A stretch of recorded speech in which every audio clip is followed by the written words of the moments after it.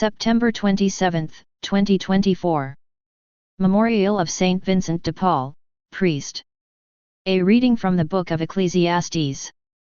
For everything there is a season, and a time for every matter under heaven, a time to be born, and a time to die, a time to plant, and a time to pluck up what is planted, a time to kill, and a time to heal, a time to break down, and a time to build up, a time to weep, and a time to laugh, a time to mourn, and a time to dance, a time to cast away stones, and a time to gather stones together, a time to embrace, and a time to refrain from embracing, a time to seek, and a time to lose, a time to keep, and a time to cast away, a time to tear, and a time to sow, a time to keep silence, and a time to speak, a time to love, and a time to hate, a time for war, and a time for peace.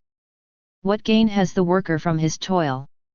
I have seen the business that God has given to the children of man to be busy with. He has made everything beautiful in its time. Also, He has put eternity into man's heart, yet so that he cannot find out what God has done from the beginning to the end.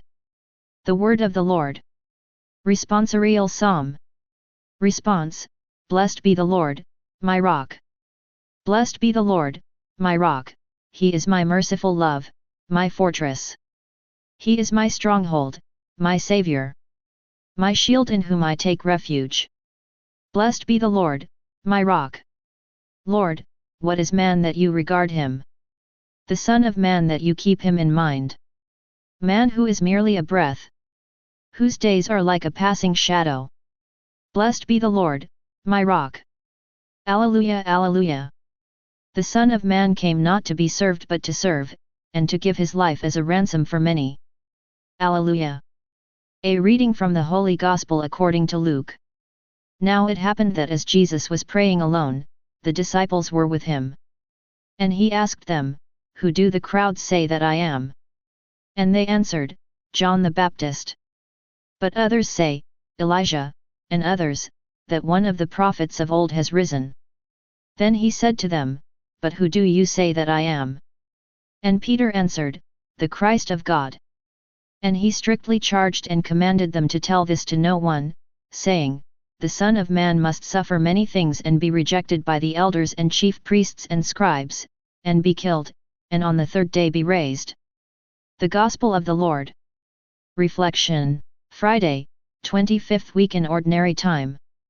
More than any of the other evangelists, Luke portrays Jesus as someone who regularly prayed, especially at key moments in his life.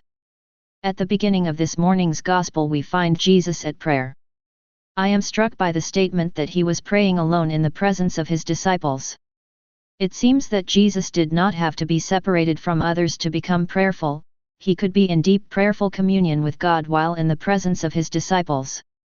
Sometimes we think we need the perfect environment to be able to pray properly, we need to be on our own, to have complete peace and quietness.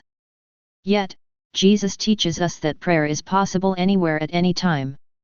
Prayer is being attentive to the Lord's presence, giving our attention to the Lord who is always attentive to us.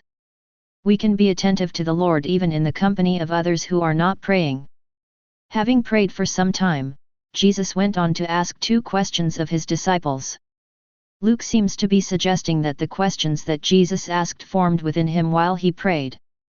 His prayer somehow shaped the words that he addressed to others. Our own prayer will also shape us, it will shape what we say and how we say it, what we do and how we do it, even though we may not always be aware of the link between our prayer and the rest of our lives.